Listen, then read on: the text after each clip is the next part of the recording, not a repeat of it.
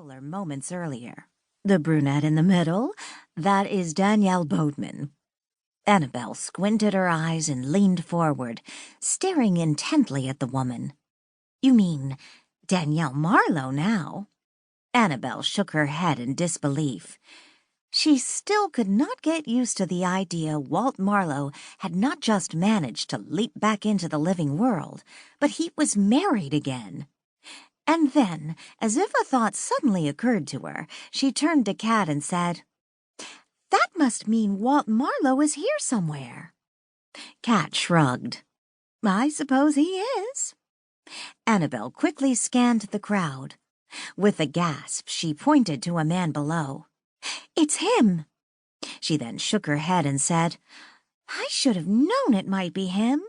Look, he's the only man down there wearing a proper hat, not a silly baseball cap that seems to be all the rage." Kat stared down at the tall man wearing the fedora hat. It sat cockily on his dark head, a perfect companion to his tailored three-piece suit. He was undoubtedly the most formally dressed man in the crowd. He turned in her direction, yet did not look up. She caught a glimpse of his handsome profile. With curious eyes, Annabelle studied Walt from afar. "You suppose it's true what they say? He can see ghosts?" "According to Eva, he can," Kat reminded her. "Oh, Eva." Annabelle rolled her eyes and groaned.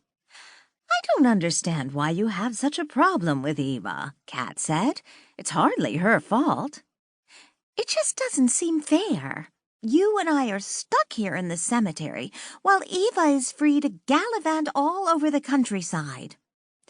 "Death as life is not always fair," Kat reminded her. "Oh, hooey," Annabelle scoffed. "And no one is making you stay here. You are free to move on." "You know why I can't." "Eva is free to move on, too, and free to traipse all around town. Heavens, she's even free to leave town," Annabelle grumbled. "We each have our own path. I suppose whatever Eva is meant to do on this plane goes beyond the confines of this cemetery." "And ours doesn't?" Annabelle asked. "Apparently not. And I do appreciate how Eva comes around regularly now that Angela has moved on. It's nice to have someone reliable keeping us informed. Hard to depend on those souls passing through to give us updates on the living. Always in a rush." "I suppose." Annabelle shrugged and looked back down at Walt. "It is so strange to think he is actually alive now. All those years, decades, I waited for his spirit to come.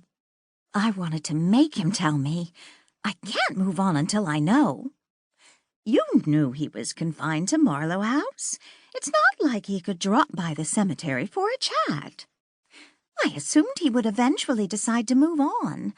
And as we both know, spirits more often than not visit their grave before doing so," Annabelle explained.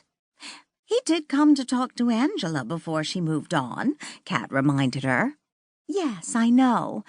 By then he was already alive, and I didn't even realize he was at the cemetery until he was ready to leave. Not to mention Angela was here at the time. I didn't want to talk to him in front of her. He left before I had a chance to approach him alone." "Well, he's here now." Kat nodded toward the subject of their conversation. "Oh, yes, I can just imagine how that conversation would turn out," Annabelle scoffed. "Especially if it's true what they say. Marlow is surrounded by a number of mediums. I seriously doubt he would actually tell me the truth if I asked him in front of an audience, in front of his wife. Of course he would lie. Does he really want the friends he has made in his new life to know what he is capable of?"